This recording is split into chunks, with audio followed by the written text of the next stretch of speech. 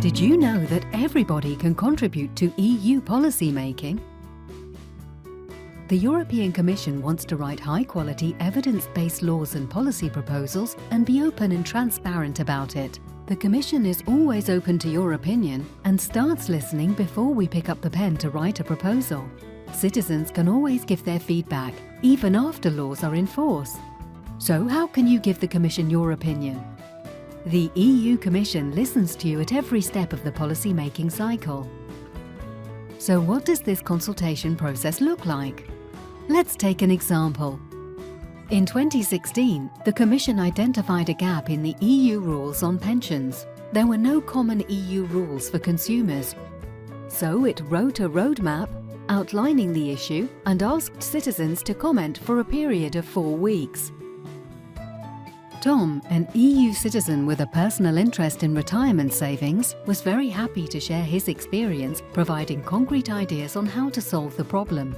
The Commission analysed the feedback submitted by Tom and other citizens and got back to work to translate those ideas into more concrete policy options.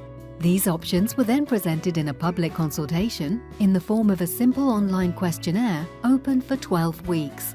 Tom could see that the Commission had taken on board his suggestions and he joined the consultation to express his views on the presented options. On the basis of the contributions received, the Commission was able to draft a proposed law for a pan-European private pension system which met the citizens' real needs. The proposal was sent to the European Parliament and Council, who are in charge of debating and adopting the law. But it was also made public so that citizens had 8 weeks to give more comments. All the opinions submitted at this stage were sent to the European Parliament and Council so that they could take them into account during their legislative work. But our consultation does not stop here. Sometimes technical provisions or updates are needed to EU laws. They are adopted through delegated and implementing acts.